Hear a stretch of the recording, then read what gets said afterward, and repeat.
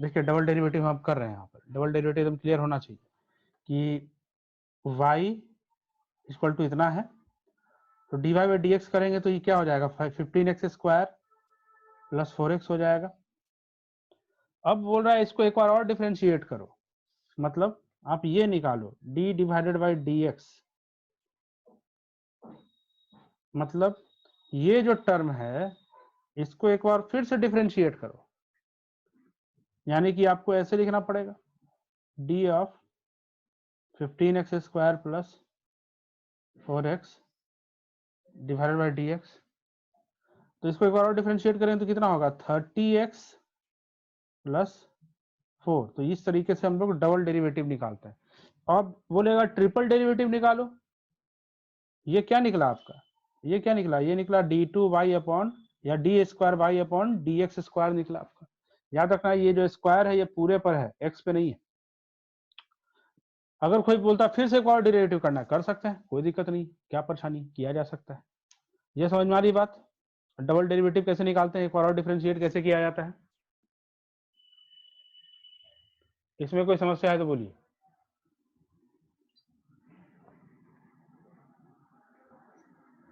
अच्छा तो ठीक है, एक बार और एक करके आप लोग दिखाइए तो, डबल डेरिवेटिव निकाल करके, सेकंड डेरिवेटिव निकाल करके। दिया हुआ है x इज इक्वल टू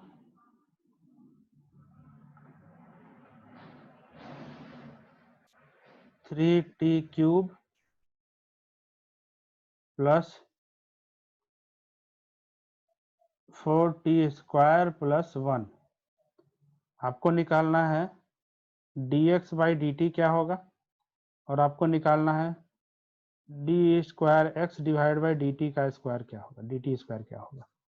एक काम करो आप सिर्फ ये निकाल के दिखाओ, ये तो निकालना आसान है, ये निकाल के दिखाओ, सब लोग निकाल के दिखाओ, सब लोग निकाल के दिखाओ।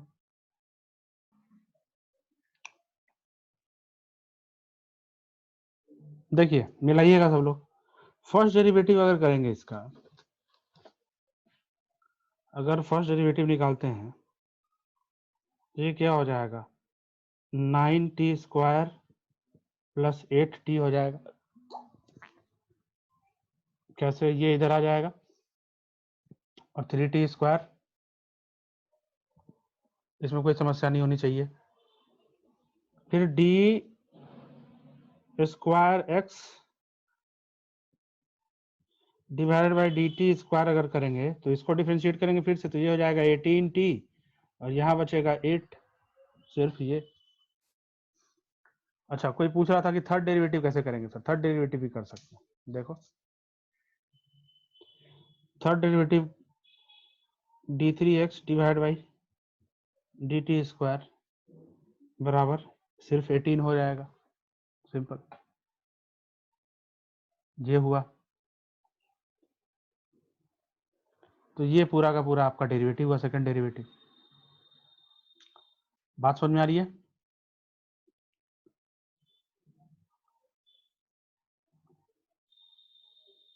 डी टी क्यूब, गलती हुई यहाँ पर, डी टी क्यूब होना चाहिए, डी टी स्क्वायर नहीं, डी टी क्यूब होगा, ठीक है।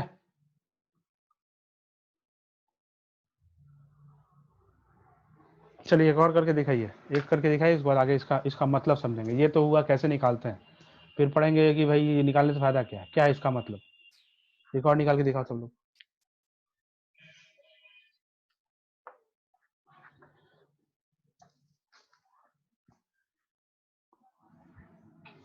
निकाल के दिखाओ एक।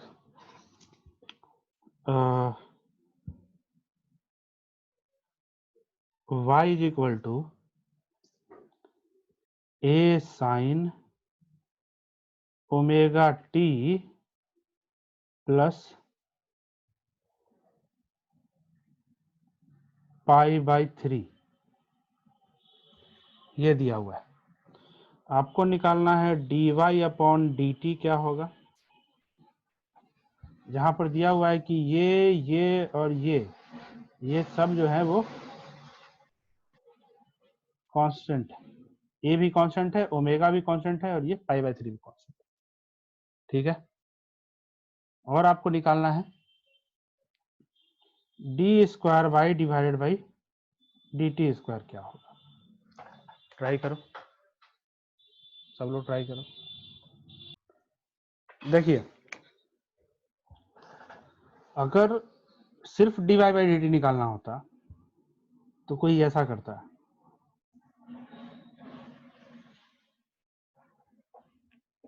D of a sine omega t plus pi by 3 divided by d t, इसी को डिफरेंशिएट करना होता अगर d y by d t निकालना होता तो।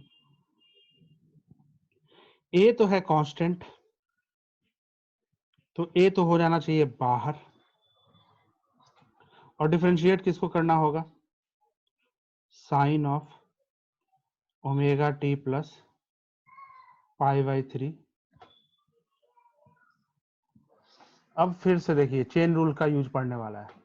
आपको सिर्फ डिफरेंशिएशन पता है साइन टी का, टी के रिस्पेक्ट में कॉस टी, इतना बड़ा टर्म का नहीं पता है आपको। इतने बड़े टर्म का डिफरेंशिएशन आप डायरेक्ट नहीं लिख सकते हैं।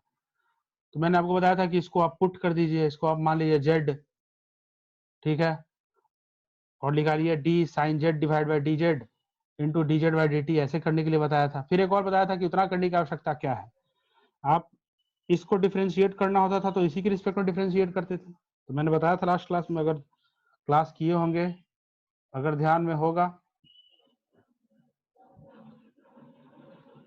तो मैंने बताया था कि इसको आप ऐसे कर सकते हैं, d of sine omega t plus pi by 3 divide by d of omega t plus pi by 3 into d of omega t plus pi by 3 whole divide by d t. ठीक है, ऐसा बताए थे। इसका डेरिवेटिव क्या हो जाएगा? Cos omega t plus pi by 3 हो जाएगा, इनटू इसका डेरिवेटिव क्या हो जाएगा? Omega T D T, omega constant है, ओमेगा है कांस्टेंट, ओमेगा कांस्टेंट है तो ओमेगा निकल जाएगा बाहर, ओमेगा कांस्टेंट है, ओमेगा निकल जाएगा बाहर, बचेगा क्या? डी टी, तो D T upon d T 1, और ओमेगा तो बाहर है तो ओमेगा, ठीक है, सिर्फ ओमेगा बचेगा। मतलब समझ में आ रही बात, इसको क्या कर रहे हैं? इसको अगर करेंगे तो इसको सम के फॉर्म में तोड़ेंगे ना, इसका अलग करेंगे डिफरेंशिएशन, इसका अलग डिफरेंशिएशन करेंगे। इसमें भी ओमेगा बाहर है, ओमेगा बाहर हो जाएगा क्यों? क्योंकि ओमेगा कांस्टेंट है, तो ओमेगा हो जाएगा बाहर, आप लिखेंगे D T upon d T, तो वो हो जाएगा 1, ठीक है, और बचेगा क्या? ओमेगा, ओमेगा इंटू 1, और इसका क्या होगा? डेरिवेटिव 0, तो फाइनली क्या बचेगा? ओमेगा। मतलब आपका डेरिवेटिव का जो आ जाएगा वो आएगा a omega cos omega t plus pi by 3, ये आएगा d y upon d t, ये आएगा आपका d y upon d t, ठीक है। इतना किसी का आया था, किसी का नहीं आया था, मतलब डिफरेंशिएशन का रूल आप भूल गए। बार बार बताया था कि साइन टी के आपके पास डायरेक्ट रिजल्ट है, sign omega t plus pi by 3 के लिए आपके पास रिजल्ट नहीं है। चलो इतना तो मैं निकाल दिया हूं, अब तो कम से कम आप डी, अब ये निकाल सकते हो, d square y divide by d t square निकाल के दिखा सकते हो। चलो ये तो निकाल के दिखाओ। अब तो गलती किया थी, अब गलती नहीं करोगे। ये निकाल के दिखाओ फिर से, ये निकाल के दिखाओ, ये निकल गया, चलो निकाल के दिखाओ सब लोग।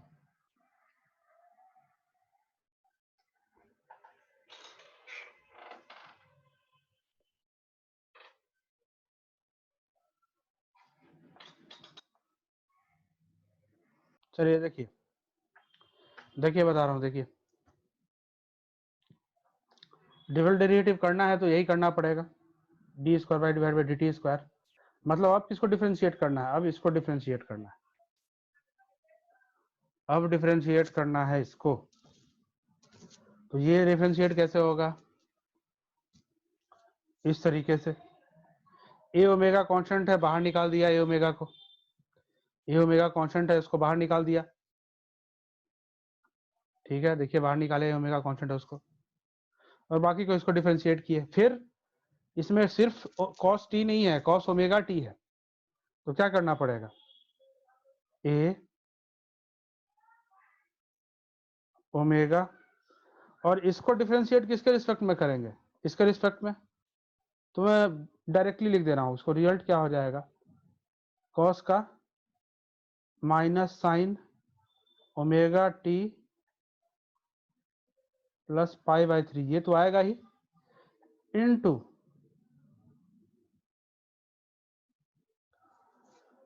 इसको डिफरेंशिएट फिर करना पड़ेगा टाइम के रिस्पेक्ट में, फिर से ओमेगा आएगा, मतलब आएगा आपके पास result minus a omega square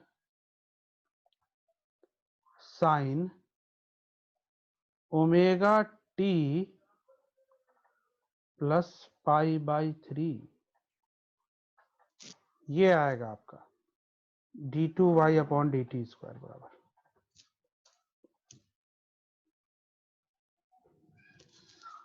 ये चीज है। कैसे हुआ, कुछ पल्ले पड़ा?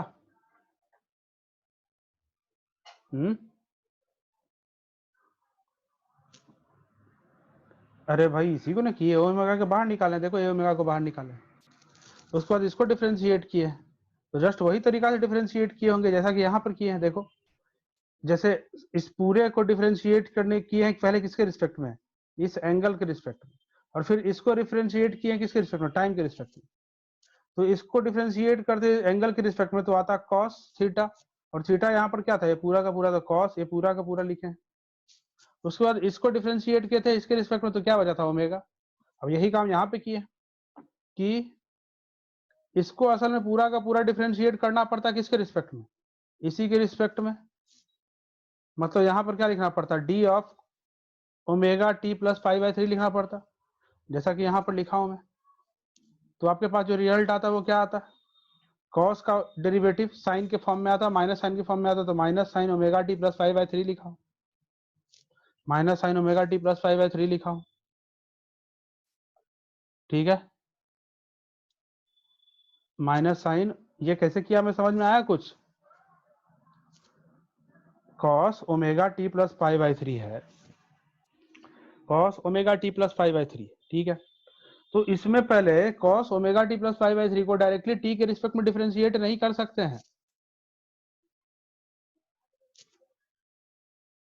इस पूरे को डिफरेंशिएट करना पड़ेगा पहले किसके रिस्पेक्ट में, इस एंगल के रिस्पेक्ट में, जैसा कि हम लोग यहाँ इस केस में कर रहे थे, यहाँ पर इस केस में कर रहे थे, और फिर इस एंगल को हम लोग t के रिस्पेक्ट में कर रहे हैं। देखो वही की यहाँ पे a omega minus sine omega t plus pi by 3, इसको डिफरेंशिएट किए एंगल के रिस्पेक्ट में तो आया है, और फिर इस omega t plus pi by 3 को, omega t plus pi by 3 को फिर टाइम के रिस्पेक्ट में डिफरेंशिएट किया गया, जैसा कि यहाँ पर किया गया था। देखो तो omega t plus pi by 3 को टाइम के रिस्पेक्ट में डिफरेंशिएट करेंगे तो ओमेगा आया था ना, तो यहाँ पर भी इस एंगल को ओमेगा टी को टी प्लस पाई बाई 3 को टाइम के रिस्पेक्ट में डिफरेंशिएट करेंगे तो फिर से ओमेगा आएगा, तो वही तो ओमेगा लिखा हूं मैं यहाँ पर, ये पूरा का पूरा है।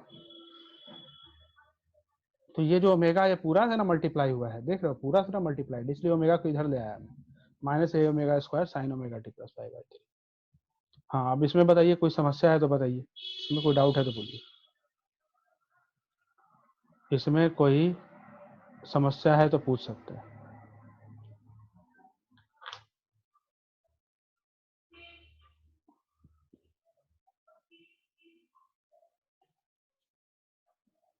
और कोई समस्या, इसमें कौन कौन पूछा था, निकिता और हाँ जी निकिता, हाँ निकिता क्या हुआ जी, समझ में आया कुछ, पल्ले नहीं पड़ा फिर?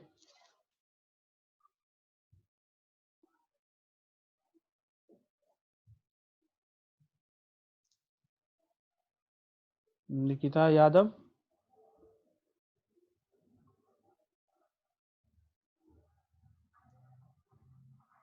रिपीट करने के लिए बोला था आपने, ये क्लियर हुआ या फिर नहीं? जेईई मेन में इसके एप्लीकेशन पर सवाल आता है। ये जो मैं आपको लिखवाया, ये सिंपल हार्मोनिक मोशन के में आपको पढ़ना है, यही सब चीज सिंपल हार्मोनिक मोशन में आएगा।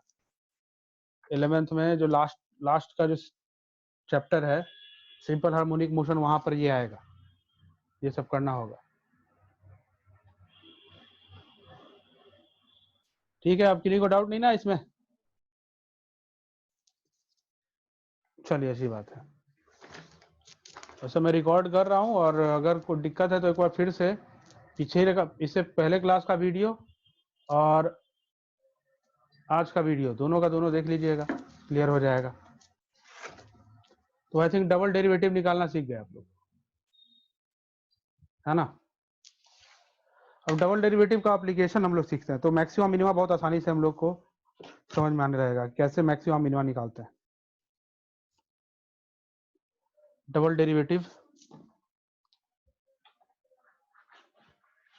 का एप्लीकेशन क्या है वो देख लेते हैं। अच्छा, उससे ही पहले एक तरीका आपको बताते हैं। अभी तक जो आप पढ़े हैं चेन रूल का, उसको शॉर्ट में करना आप सीख लीजिए। रूल क्या है?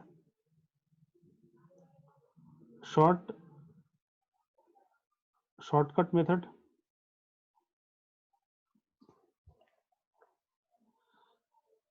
क्या है? ये बोलता है कि अगर y is equal to f x है और उसको डिफरेंशिएट कर रहे हैं आप, dy अपॉन dx निकाल रहे हैं, तो आपके पास आएगा d of F x dx, ये आएगा। और इसको मैं मान लेता हूं कैपिटल एफ एक्स, लेट मैं इसको मान लिया। बोल रहा है क्या कि अगर इसके जगह पर y is equal to F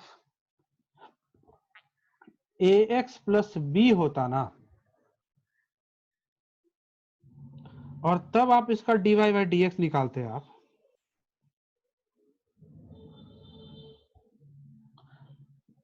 तो आपका जो डेरिवेटिव आता वो आप ऐसे ही करते। आप क्या करते? F a x plus b को डिफरेंशिएट करते, dx लिखते, तो जो आपका आंसर आता ना, वो आंसर आप डायरेक्टली आप ऐसे भी लिख सकते हो, a into a into capital f a x plus b d y. एक काम करते, इसको वाई डैश नाम दे देते हैं, क्योंकि थोड़ा सा चेंज हो गया ना, वाई ये था और वाई डैश ऐसे, तो इसको मैं वाई डैश नाम दे देता हूँ। ठीक है, तो डी वाई डैश या वाई वन नाम दे देते हैं,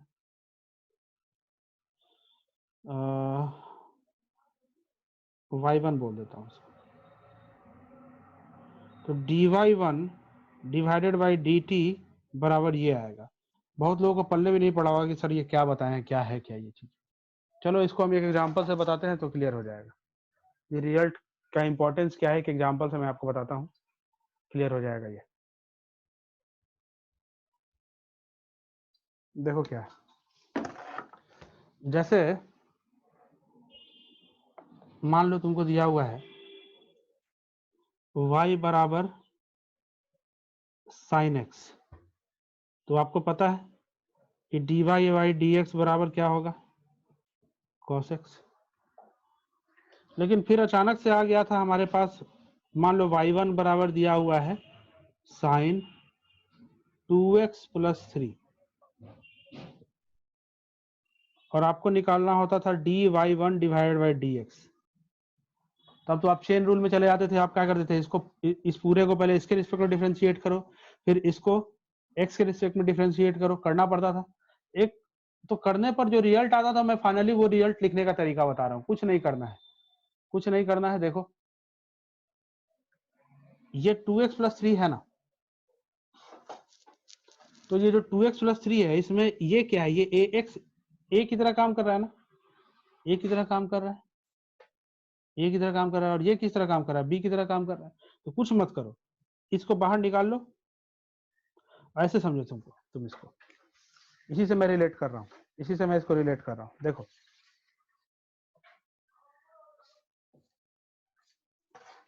इसको इसी से रिलेट कर रहा हूँ, देखना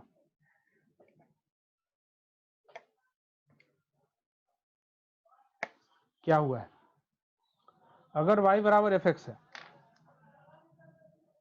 जैसा कि यहां पर y बराबर साइन एक्स, तो dy बाई डी एक्स बराबर कॉस एक्स होता है। जहां पर dy बाई डी एक्स बराबर कैपिटल एफ एक्स माने थे, तो यहाँ कैपिटल एफ एक्स की जगह पर ये है कॉस एक्स। देखो ध्यान से, जस्ट वैसा ही है, dy बाई डी एक्स बराबर कॉस एक्स, y बराबर साइन एक्स है, तो dy बाई डी एक्स बराबर कॉस एक्स, एक्स का एक फंक्शन आया है जस्ट लाइक दिस। अब उसके जगह पर आ गया है y बराबर f a x plus b आ गया है, ठीक है, y बराबर ए एक्स प्लस बी आ गया है, जस्ट इस तरीके से। तुम देखो इस तरीके से आ गया है। तो डिफरेंशिएट करने के बाद फिर से बोलता है कि आप उसी कैपिटल एफ एक्स में, मतलब जो आया डिफरेंशिएट करने पर यहाँ पर, वही आप डायरेक्टली लिख लो। यहाँ पर जो यहाँ डिफरेंशिएट करके आया है वही डायरेक्टली आप यहाँ लिख लो, और ए एक्स प्लस बी यहाँ पर भी है तो यहाँ पर भी लिख सकते हो वही चीज। मैं वही पर कर रहा हूँ। देखो देखो देखो देखो क्या हो रहा है, कहाँ से आया ये आप चेन रूल से आपको पता है कहाँ से आया। मैं डायरेक्ट रिजल्ट लिखना सिखा रहा हूँ, मैं सिखा रहा हूँ कि y equal to sine x पता है तो आपको, यानी कि y equal to sine x अगर दिया हुआ है उसका डेरिवेटिव अगर पता है तो आप साइन 2x प्लस 3 का भी डेरिवेटिव फटाक से लिख सकते हो, एक लाइन में लिख सकते हो। सिर्फ साइन रहता तो क्या लिखते हैं डेरिवेटिव, cos x। तो अब साइन 2x प्लस 3 है तो इसका डेरिवेटिव क्या लिखोगे, cos 2x प्लस 3 फटाक से लिख सकते हो। साइन का cos, तो साइन इतना अगर रहेगा तो डायरेक्टली cos इतना लिख सकते हो, लेकिन एक काम और करना पड़ेगा। यहां पर x में जिस चीज से मल्टीप्लाई हुआ है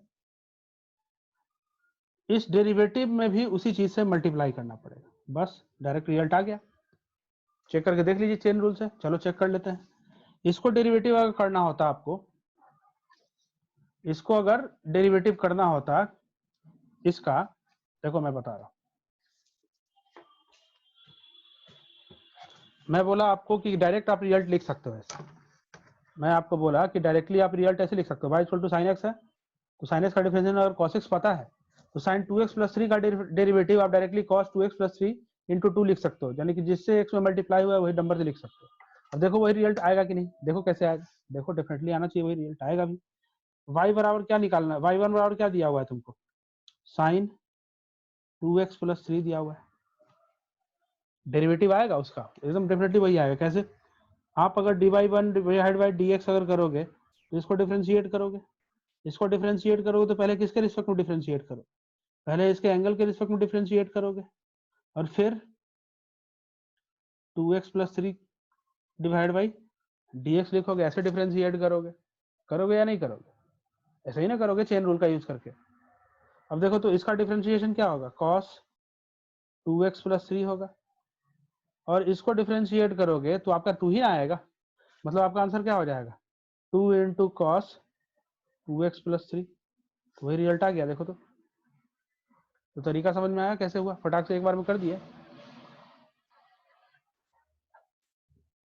हाँ, sign 2x plus x plus 1 होता तो sine x square plus x plus 1 होता, तब वैसे में हम ये रूल नहीं लगा सकते, वहां पर आपको चेन रूल लगाना पड़ेगा। किसी ने पूछा है कि सर y बराबर sine x square plus 2x या x square plus x plus 1 होता तो क्या यहाँ पर ए एक्स प्लस बी के फॉर्म में दिया हुआ है क्या, ये क्या ए एक्स प्लस बी के फॉर्म में है क्या, नहीं ना है। सिर्फ ए एक्स प्लस बी के फॉर्म में अगर रहेगा ना अंदर वाला टर्म, तभी आप ये काम कर सकते हो, नहीं तो चेन रूल तो लगाना पड़ेगा। चेन रूल तो आपको बताया ही कि अगर इसको डिफरेंशिएट करना है तो पहले इसके रिस्पेक्ट में डिफरेंशिएट करेंगे और फिर इसको एक्स के रिस्पेक्ट में डिफरेंशिएट करेंगे। तो चेन रूल तो आपको पता है, जहां पर इस फॉर्म में रहेगा ना, जहां पर इस फॉर्म में रहेगा वहां पर आप ये तरीका लगा सकते हो। बात समझ में आ रही है।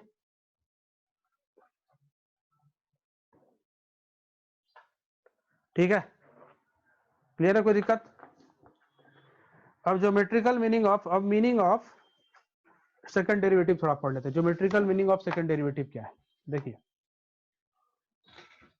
तो उसे एक सवाल और बना दो तुम लोग, पहले बना के दिखाओ तो एक सवाल पहले ऐसे, इसी का शॉर्टकट यूज करके। तुमको अगर मैं दूं, क्वेश्चन है क्या कि y बराबर दिया हुआ है तुमको, तुम्हें दिया हुआ है y बराबर 2x प्लस 3 का पावर 4 और प्लस साइन, या फिर इसका पहले करो, पहले इसका करो, पहले इसका करके दिखाओ डिफरेंशिएशन, पहले इसका करके दिखाओ, तो पहले इसका डिफरेंशिएशन करके दिखाओ तुम लोग, dy बाई dx निकाल के दिखाओ क्या होगा, जल्दी वही वही तरीका से जो भी मैंने बताया उसी तरीका से निकाल के दिखाओ,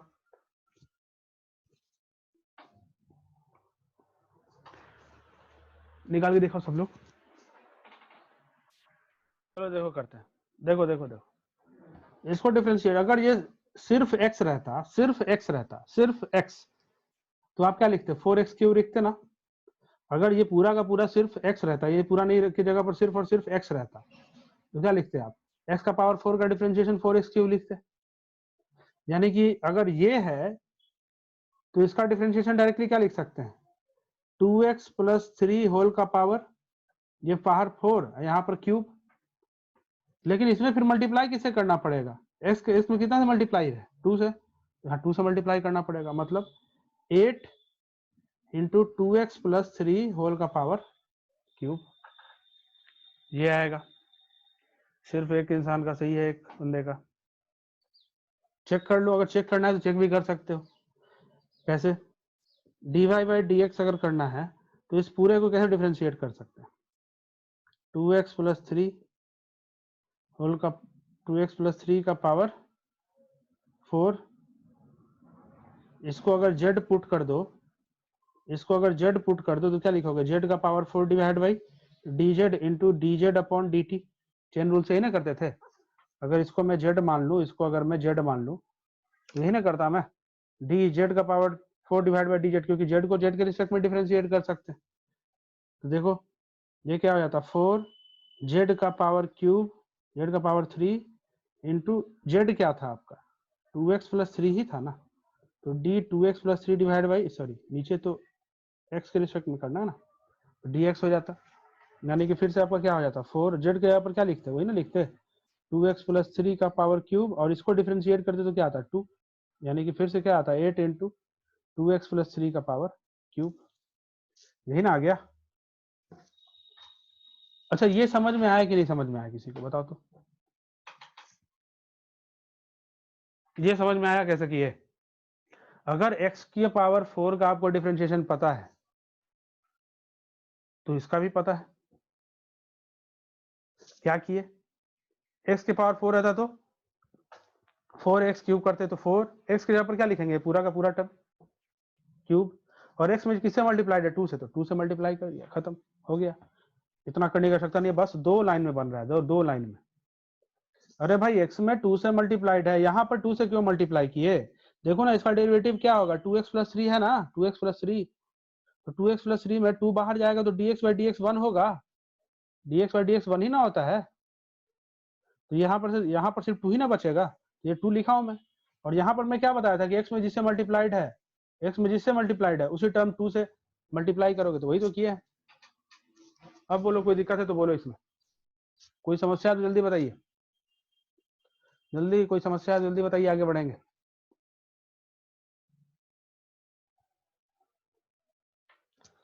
चलो एक लास्ट सवाल करो, उसके बाद हम एप्लीकेशन ऑफ सेकंड डेरिवेटिव बताएंगे, एक लास्ट सवाल। साइन y बराबर दिया हुआ है sine x minus 2 minus 3x plus 4 into e to the power minus x, आपको निकालना है dy बाई dx, जल्दी निकाल के दिखाओ,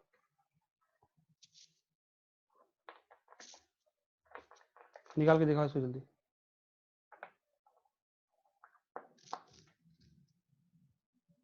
देखो देखो मैं बना रहा हूं, एक लाइन में बनेगा, साइन x रहता तो cos x लिखते, लेकिन यहाँ x की जगह पर क्या है 2 माइनस 3x, लेकिन x में किससे मल्टीप्लाइड है -3 से, तो यहाँ भी मल्टीप्लाई करना पड़ेगा -3 से, plus 4 e to the power x रहता, तो e to the power x का differentiation e to the power x ही होता है, तो e to the power -x है तो e to the power -x ही लिखे लेंगे, x में किससे मल्टीप्लाइड है माइनस साइन से ना, तो यहाँ पर क्या हो जाएगा माइनस, तो ये हो जाएगा आंसर, मतलब -3 cos 2 - 3x - 4 e to the power -x, ये होगा आंसर dy/dx बराबर।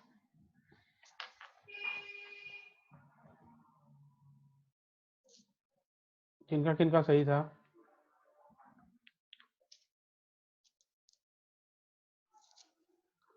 किन्हीं का सही था?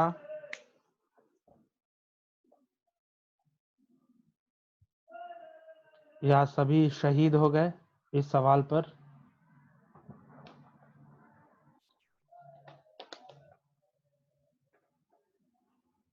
लगभग कुछ ना होवे है बच्चे, या तो गलत होवे है या सही होवे है।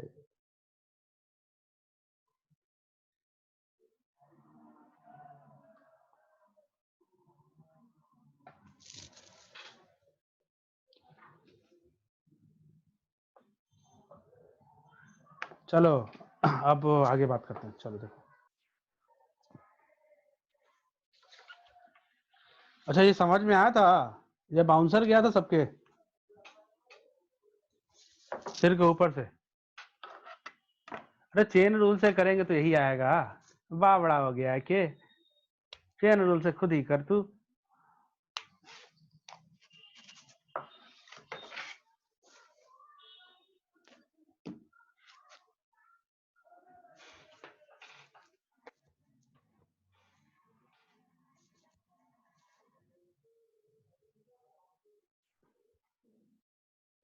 मीनिंग ऑफ सेकंड डेरिवेटिव, ज्यादा बेहतर होगा इसको लिखे ज्योमेट्रिकल मीनिंग ऑफ। क्या है सेकंड डेरिवेटिव?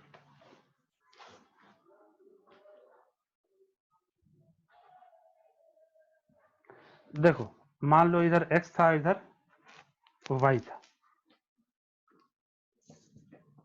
और y x के हिसाब से चेंज कर रहा है कुछ ऐसे,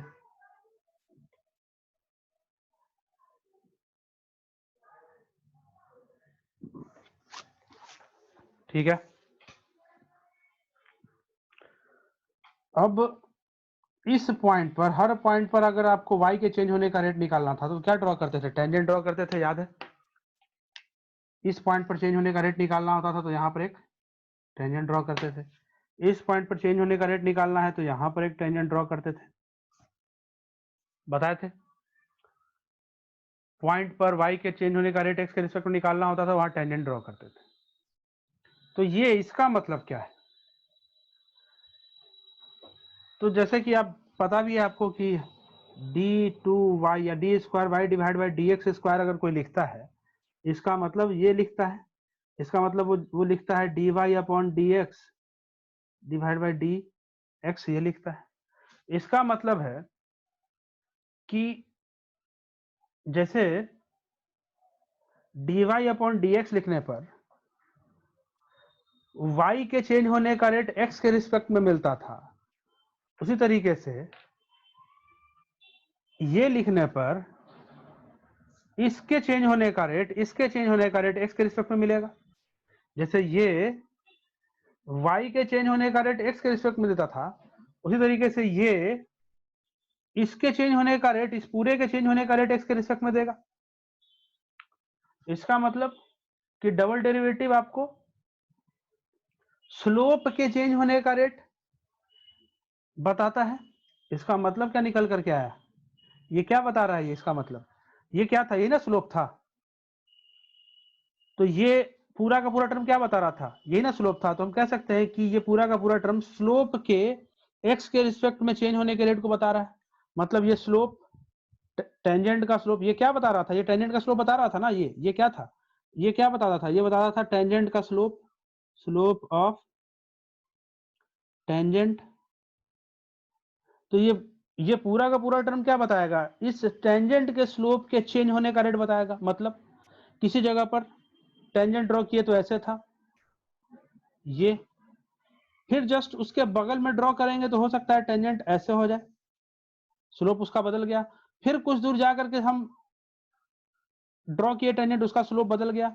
फिर अगर ड्रॉ करेंगे यहां पर तो उसका भी स्लोप बदल जाएगा, फिर ड्रॉ करेंगे स्लोप बदल जाएगा। तो टेंजेंट का भी तो स्लोप बदल रहा है। इसका मतलब है कि ये बता क्या रहा है? ये बताता है rate of change of slope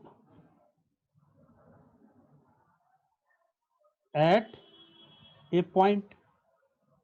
मतलब ये rate of change of slope, slope मतलब dy अपॉन dx। मतलब dy बाई dx कुछ ऐसा है, जैसे ऐसे समझो कि ये बता रहा था y के चेंज होने का रेट x के रिस्पेक्ट में, तो ये उससे भी एक कदम आगे है।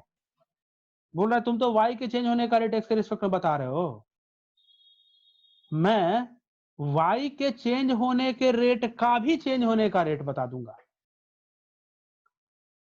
बात समझ में आ रही है? ये बता रहा है y के चेंज होने का रेट, और ये उससे भी एक कदम आगे, मतलब y के चेंज होने का रेट का चेंज होने का रेट x के रिस्पेक्ट में। तो y के चेंज होने का रेट क्या था? स्लोप। तो इसको ऐसे ही बोल सकते हैं, स्लोप के चेंज होने का रेट x के रिस्पेक्ट में।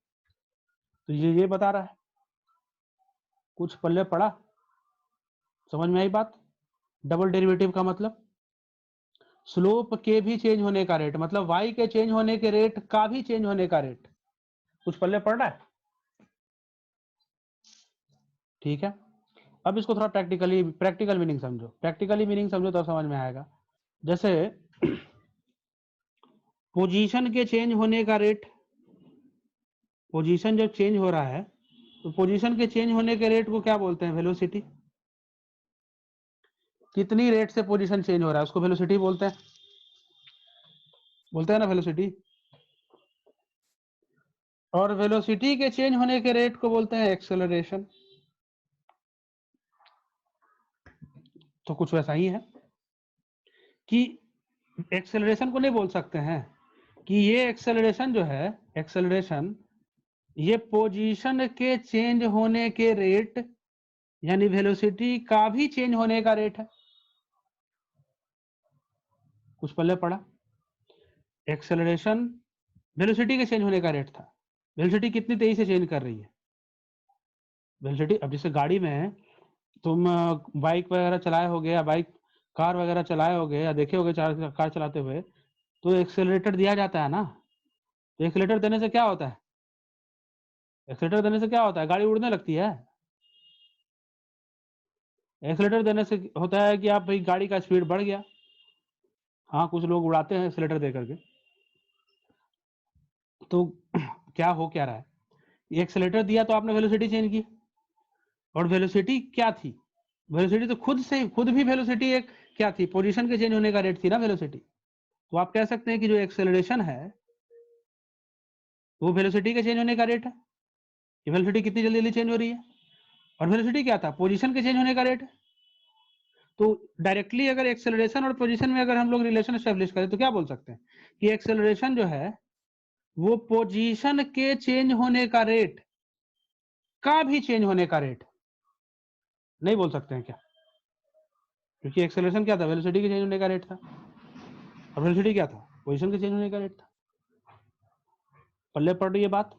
वही चीज मैं यहाँ पर बताया हूँ कि ये dy बाई dx क्या था? y के चेंज होने का रेट x के रिस्पेक्ट में, और d2y बाई dx स्क्वायर जब लिख रहे हैं तो इसका मतलब क्या हो गया कि y के चेंज होने का रेट x के रिस्पेक्ट में जो आया है, जो भी आया होगा, उसके भी चेंज होने का रेट x के रिस्पेक्ट में निकाल रहे हैं हम लोग।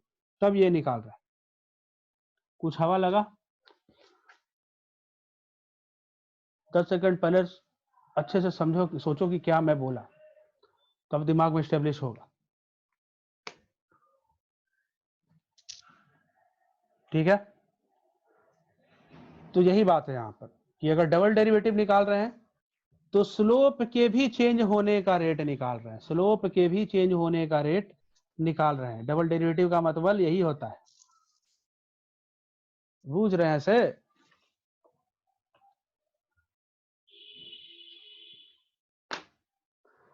चलो, अगर ये समझ में आई बात तो थोड़ा इसको और इलेबोरेट करते हैं। देखो, हाँ, रेट का रेट, समझे? जैसे कोई बेटा है तो बेटा का कोई किसी किसी लड़के का या किसी बंदे के पिता और पिताजी के भी पिता, मतलब दादा, समझ लो,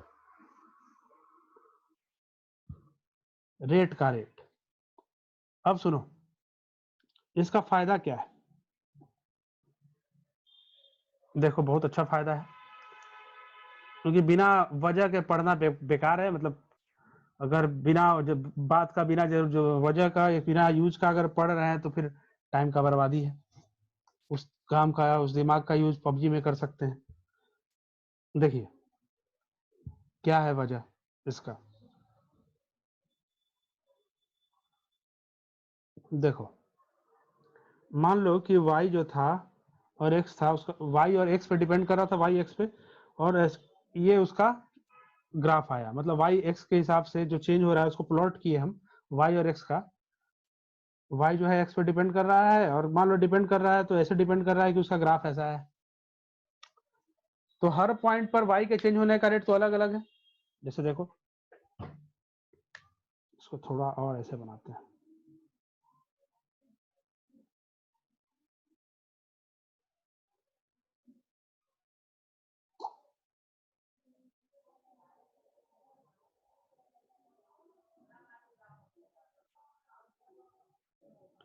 देखो,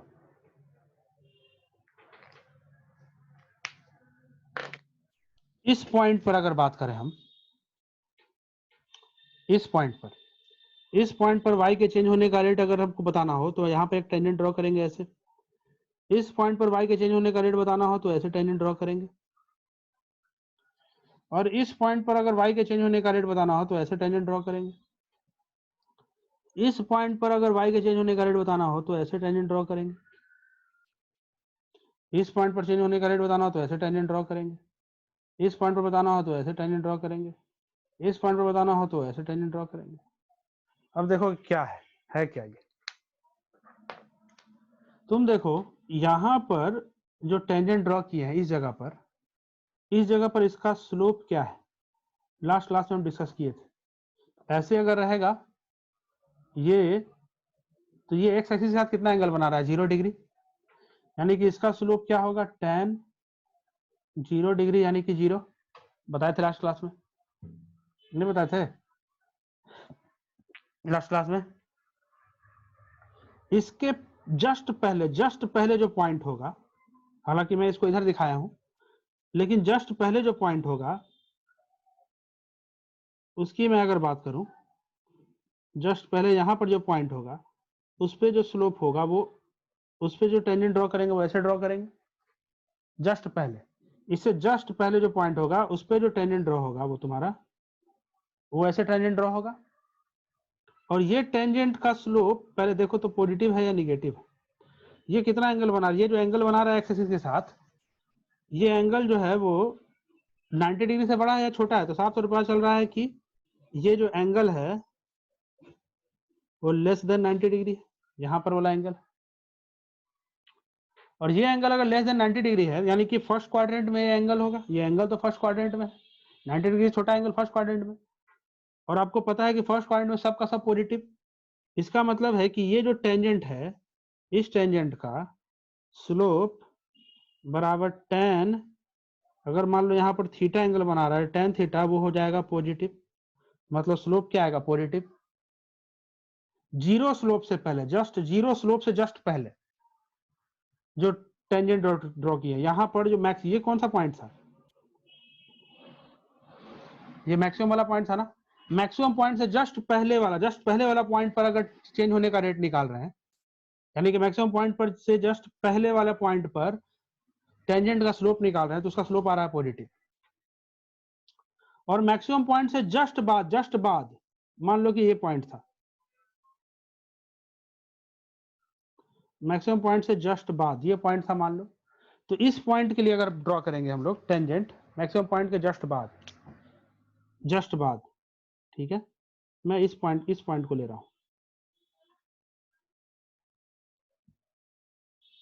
इसको पहले भूल जाओ, इसको भूल जाओ, फिलहाल के लिए इसको भूल जाओ।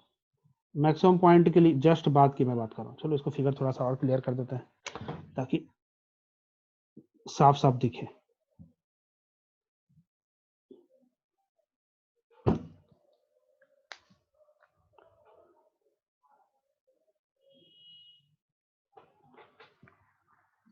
जस्ट बाद के पॉइंट की बात करो, मान लो ये जस्ट बाद का पॉइंट यहाँ पे ले रहा हूँ, तो इस पे जो टेंजेंट आप ड्रॉ करेंगे वो टेंजेंट ऐसे ड्रॉ करेंगे, जस्ट बाद मैक्सिमम पॉइंट के जस्ट बाद, ये मैक्सिमम पॉइंट था, और इसके द्वारा एक्स एक्स के साथ जो एंगल बनाया जा रहा है इसको मैं मान ले रहा हूँ फाई, तो ये जो है वो 90 डिग्री से बड़ा है। और आपको पता है कि 90 ये सेकंड क्वाड्रेंट में लाई कर रहा है, देख करके भी लग रहा है कि सेकंड क्वाड्रेंट में लाई कर रहा है ना। सेकंड क्वाड्रेंट में tan होता है निगेटिव, यानी कि इसका जब स्लोप निकालेंगे आप तो स्लोप बराबर मिलेगा tan फाई और वो होगा आपका निगेटिव। अब दिमाग में चल रहा होगा कि सर ये निकाले क्यों है, क्यों निकाल रहे हैं सर, ऐसे पहले ही से परेशान करके रखा है, स्लोप ऊपर से आप निकाले जा रहे हैं। देखो फायदा क्या है, ये था मैक्सिमम पॉइंट, यहां पर स्लोप था क्या 0, इससे पहले स्लोप क्या था पॉजिटिव, और उससे जस्ट बाद स्लोप क्या था निगेटिव। मतलब मैक्सिमम पॉइंट से पहले स्लोप पॉजिटिव, मैक्सिमम पॉइंट के बाद जस्ट स्लोप निगेटिव। इससे क्या आइडिया निकलता है, क्या पता चलता है, पता है कि मैक्सिमम पॉइंट पर अब अगर कोई तुमसे पूछे कि हाँ अब इस डाटा से तुम चेंज इन स्लोप निकालो, change in slope eight maximum point, maximum point पर चेंज इन स्लोप अगर कोई निकालेगा तो क्या लिखेगा, फाइनल माइनस इनिशियल, यानी कि जस्ट बाद माइनस जस्ट पहले वाला, वही लिखेगा ना, जस्ट बाद एकदम इत्तू सा बाद, एकदम इत्तू सा बाद में और एकदम इत्तू सा पहले, उन दोनों के बीच का डिफरेंस निकालेंगे। तो मैक्सिमम पॉइंट का जस्ट इत्तू सा बाद अगर जाएंगे तो स्लोप क्या जा रहा है निगेटिव, और जस्ट इत्तू सा पहले रह रहे हैं तो स्लोप क्या जा रहा है पॉजिटिव। मतलब अगर चेंज इन स्लोप निकालोगे आप तो वो आएगा आपका निगेटिव माइनस समथिंग पॉजिटिव, यानी कि ये आएगा आपका क्या निगेटिव, नहीं आएगा क्या, मतलब चेंज इन स्लोप आएगा निगेटिव, कब आएगा मैक्सिमम पॉइंट पर। यहां तक बात पल्ले पड़ रही है, यहां तक बात पल्ले पड़ रही है सभी को कि नहीं, बताइए, यहां तक जो मैं बताया यहां तक सबको पल्ले पड़ रहा है कि नहीं, बताइए, यहां तक बात पल्ले पड़ रहा है कि नहीं।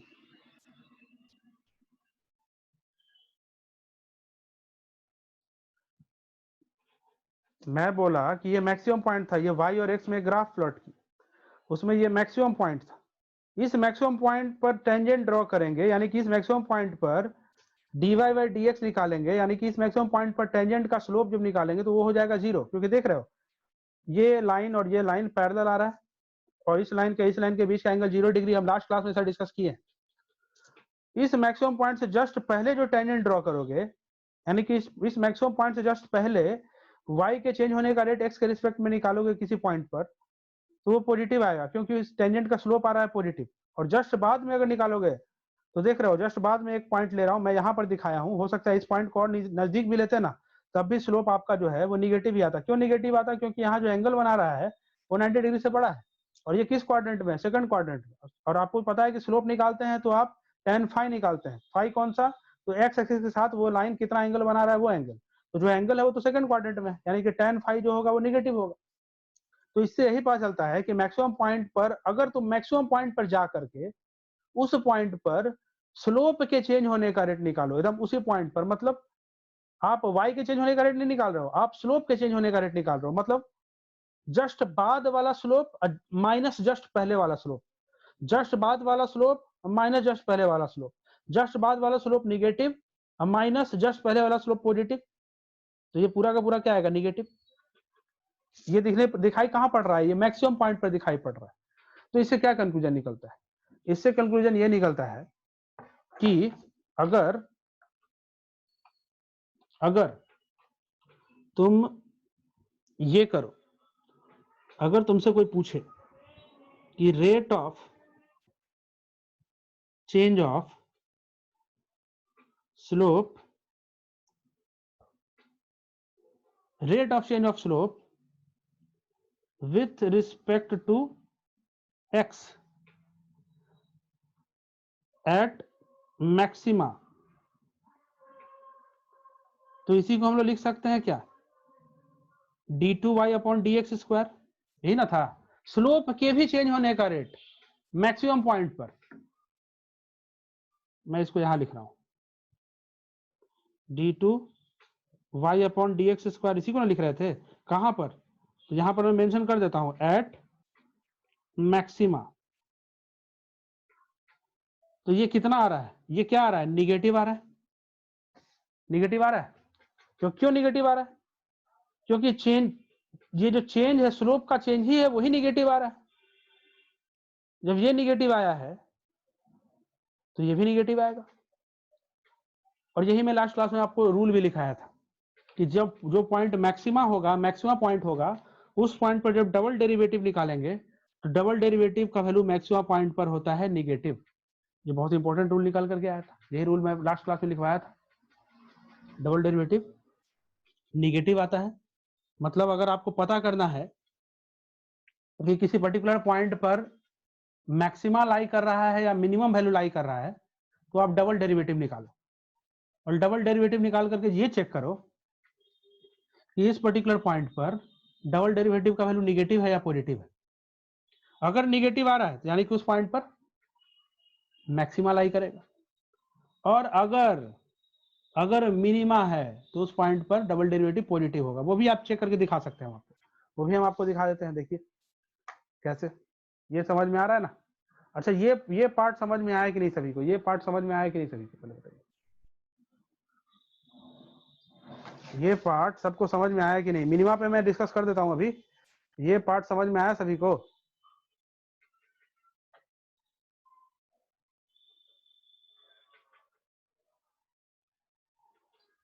चलिए मिनिमा पे मैं डिस्कस कर देता हूँ। मिनिमा में क्या है, इसी तरह से मिनिमा देखते हैं। देखिए बहुत आसान है, मिनिमा को भी डिस्कस कर सकते हैं। देखो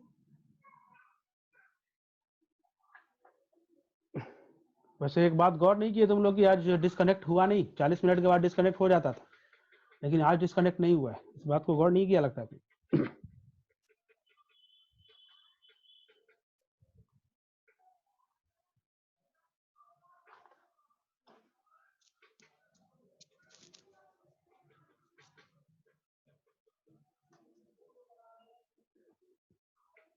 प्रीमियम $16 पर मंथ।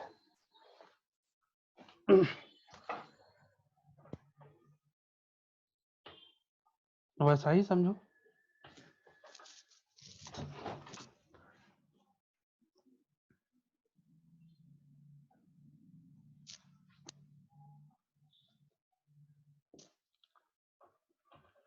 अरे भाई इतना बड़ा हैकर नहीं हुए हैं, सब चीज हम हैकी करते चले हैं, इतने बड़े हैकर नहीं है भाई।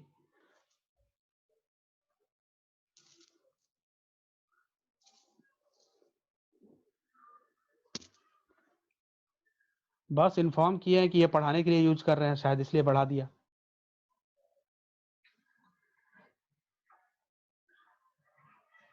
देखो सबके लिए नहीं होगा, ये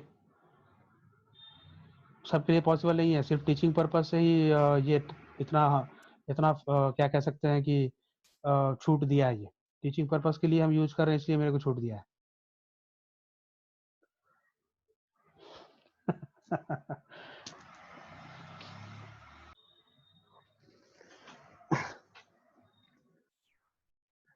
देखो y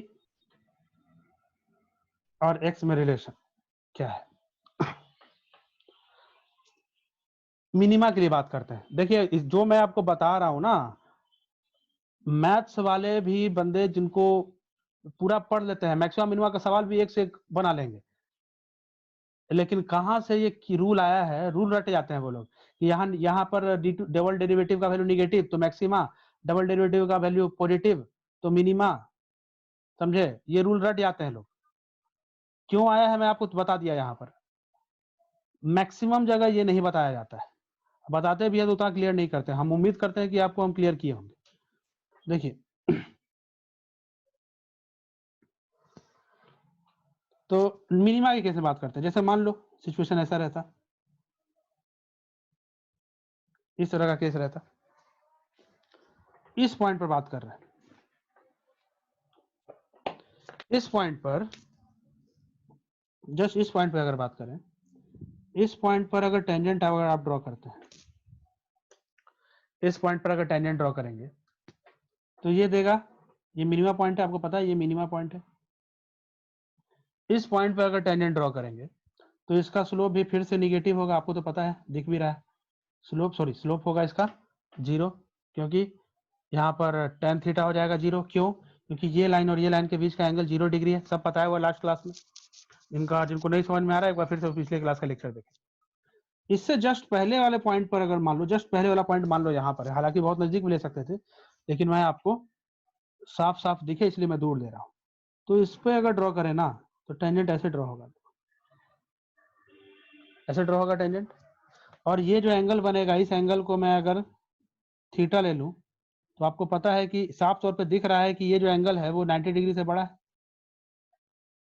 तो इसके लिए अगर tan थीटा लें तो आपको सिंपल बात पता है कि ये निगेटिव होगा, क्योंकि ये सेकंड क्वाड्रेंट में लाई कर रहा है, दिख भी रहा है। मतलब स्लोप क्या है इसके लिए, निगेटिव। फिर अगर जस्ट इसके बाद का बात करते हैं, इसके जस्ट बाद का पॉइंट यहां पर ले रहे हैं, और यहां पर अगर टेंजेंट ड्रॉ करें हम तो ये आएगा, ये ए पॉइंट ले लो, ये बी पॉइंट ले लो, जस्ट पहले और जस्ट बाद। तो यहाँ पर मान लो फाई एंगल बना रहा है, तो यहाँ पर ये फाई जो है वो आपको साफ तौर पर पता चल रहा है कि ये जो एंगल है फाई वो लेस देन 90 डिग्री, और tan फाई सिंपल बात है, यही स्लोप देता है tan फाई, और ये हो जाएगा पॉजिटिव। तो आप क्या देख रहे हैं, पहले जो था स्लोप वो निगेटिव था, बाद में जो स्लोप है वो पॉजिटिव हो गया है। पहले स्लोप निगेटिव, बाद में स्लोप पॉजिटिव। मिनिमा के जस्ट पहले, मिनिमा के जस्ट पहले, मिनिमा के जस्ट पहले स्लोप निगेटिव, मिनिमा के जस्ट बाद स्लोप पॉजिटिव। अगर हम चेंज इन स्लोप निकालें at minimum, at minima, change in slope at minima अगर निकालें तो क्या लिखेंगे, बाद का माइनस पहले का, तो बाद का था पॉजिटिव तो पॉजिटिव होगा, माइनस बाद का निगेटिव, पहले का निगेटिव था तो निगेटिव, तो पॉजिटिव माइनस निगेटिव, ये होगा ना, समझ में आ रही बात। ये बाद में पॉजिटिव आया था तो आप करते क्या, चेंज निकालना होता तो फाइनल माइनस इनिशियल, फाइनल क्या था, बाद का क्या था, पॉजिटिव था, और पहले का क्या था, निगेटिव, तो पॉजिटिव माइनस निगेटिव मतलब पॉजिटिव। मतलब स्लोप में जो चेंज आया वो पॉजिटिव चेंज आया। इसका मतलब है कि rate of change of slope eight maxima अगर लिखेंगे हम, सॉरी एट मिनिमा लिखेंगे या मिनिमम लिखेंगे, एट मिनिमा पढ़ते हैं इसको, मिनिमा, मैक्सिमा और मिनिमा। मिनिमा अगर बोलेंगे तो ये क्या मिलेगा आपको, d2y divide by dx square at minima, और ये क्या मिलेगा, पॉजिटिव।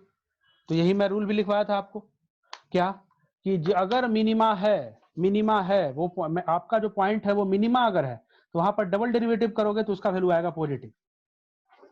ठीक है, समझ में आई बात? तो ये जो रूल था ये था आपका। अब इस आधार पर एक क्वेश्चन करते हैं, तो आपका वही लास्ट जो पिछले क्लास में जहां से क्वेश्चन छोड़ा था उसी क्वेश्चन को हम दोबारा आपको बताते हैं, क्लियर हो जाएगा।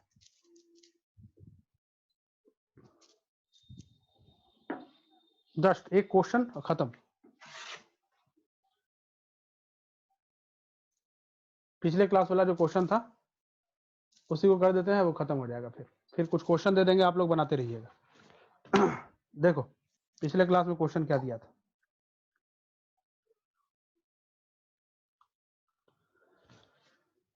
क्वेश्चन दिया था कि अगर दिया हुआ रहे कि x प्लस वाई बराबर है 6, तो for what value of x y will be maximum, यही था निकालना। तो मैंने तरीका बताया था कि आप एक पहले आप पहले इस एक्स वाई को मान लो z, let z is equal to x y. अब आपको निकालना क्या है, आपको z का मैक्सिमम वैल्यू निकालना है और ये पता करना है कि z का मैक्सिमम वैल्यू x के किस वैल्यू के लिए होगा, ये पता करना था। लेकिन इसमें x भी वेरिएबल है, y भी वेरिएबल है। उसको एक वेरिएबल के टर्म में लाने के लिए मैंने पुट y बराबर 6 माइनस एक्स, कहां से, तो यहां से। तो इससे फायदा क्या हुआ कि z पूरी तरीके से x में आ गया, या इसी को लिख सकते हैं हम लोग 6x माइनस एक्स स्क्वायर। अब आपको पता है कि जब भी मैक्सिमा या मिनिमम होगा, एट मैक्सिमम और मिनिमम ऑफ जेड का जहां पर मैक्सिमम है या जेड का जहां पर मिनिमम होगा, वहां पर एक खास बात दिखाई पड़ेगी, क्या कि dz अपॉन dx क्या आएगा, 0 आएगा। तो इससे हमें फायदा क्या होगा, इससे हमें यह पता चल जाएगा कि x के किस वैल्यू पर z का वैल्यू मैक्सिमम या मिनिमम हो सकता है। तो इट इंप्लाइज हम लोग लिख सकते हैं dz अपॉन dx, कहने का मतलब हो गया d of 6x minus x square divide by dx is equal to 0। It implies, इसको लिख सकते हैं 6 माइनस 2x बराबर 0। इट इंप्लाइज x बराबर 3। यानी कि इससे हमें ये रिजल्ट मिल गया कि x इक्वल टू 3 पर z का वैल्यू या तो मैक्सिमम हो सकता है या तो मिनिमम हो सकता है। अब क्या होगा, मैक्सिमम होगा या मिनिमम होगा वो पता नहीं है, लेकिन हाँ ये पता है कि अगर इतना x इक्वल टू 3 पर मैक्सिमम भी हो सकता है या फिर मिनिमम भी हो सकता है। ठीक है, समझ में आ रही बात? अब पता कैसे लगेगा कि मैक्सिमम है या मिनिमम है, तो उसके लिए क्या करेंगे, d2y अपॉन या d2z upon gz dx square निकालेंगे। मैंने आपको बताया था कि डबल डेरिवेटिव निकाल करके आप मैक्सिमम और मिनिमम में कौन सही कौन है वो आप चेक कर सकते हैं। तो d2z अपॉन dx स्क्वायर निकालते हैं। तो d2z अगर कर रहे हैं मतलब किसको डिफरेंशिएट करना पड़ रहा है आपको, दोबारा आपको किसको डिफरेंशिएट करना पड़ रहा है, इसी को दोबारा डिफरेंशिएट करना पड़ रहा है। यही था ना। इसका मतलब क्या होता था, d of dz upon dx divided by dx, और dz अपॉन dx क्या आया था, यही ना आया था। तो क्या लिख सकते हैं, d of 6 minus 2x divided by dx, और इसको सोल्व करेंगे तो क्या आएगा, -2। और ये क्या आ रहा है, निगेटिव, कांस्टेंट आ रहा है और निगेटिव भी आ रहा है, मतलब हमेशा निगेटिव ही है, हमेशा निगेटिव ही है। मतलब x इक्वल टू 3 पर भी, x इक्वल टू 3 भी अगर रखेंगे, x का वैल्यू अगर 3 भी होगा तब भी d2z upon dx square negative ही होगा, क्योंकि इसमें तो x है ही नहीं। मतलब ये x पर डिपेंड कर ही नहीं रहा है, x का वैल्यू कुछ भी हो जाए d2z upon dx square negative ही आ रहा है। इसका मतलब है कि x का वैल्यू 3 रखेंगे तब भी निगेटिव आएगा।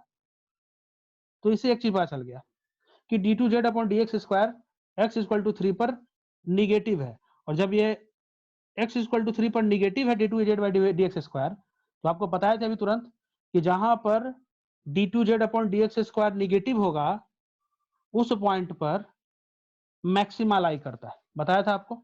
उस पॉइंट पर मैक्सिमा लाई करता है, तुरंत ही बताया था कि d2z अपॉन dx स्क्वायर जहां पर निगेटिव होगा उस पॉइंट पर मैक्सिमा लाई करेगा। इसका मतलब है कि at x is equal to 3 z क्या होगा, मैक्सिमम होगा। तो x इक्वल टू 3 पे मैक्सिमम होगा। आंसर मिल गया आपको। अब एक बार पूरा स्टार्टिंग से आप इसको, स्टार्टिंग से क्या, इस पूरे के पूरे चीज को देखिए आप। मैं इसको ऐसे रख दे रहा हूं, ये है और ये है आपका पूरा रिजल्ट। इसको देखिए कैसे किया हूं, और बताइए इसमें कोई डाउट है तो पूछिए। ये है और फिर ये है ऊपर।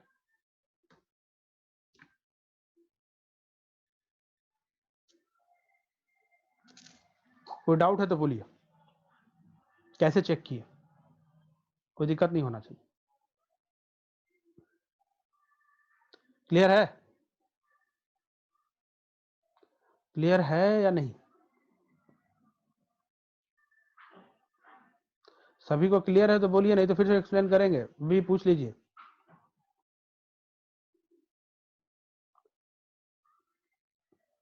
यू वाई,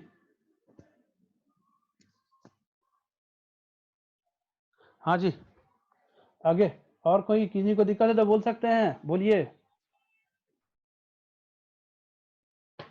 चलिए ठीक है, किसी को दिक्कत नहीं है तो आज का क्लास एंड करते हैं। आज का क्लास एंड करते हैं, ठीक है। इसका रिकॉर्डेड सेशन भी आपको मिल जाएगा उसी लिंक पर जो पहले शेयर किया था। जिनको देखना हो, मैं तो सजेस्ट करूंगा कि एक बार फिर से इस वीडियो लेक्चर को देखिए और क्वेश्चंस बनाइए जो मैं अभी भेजूंगा अभी 10-15 मिनट में। चलिए, थैंक यू।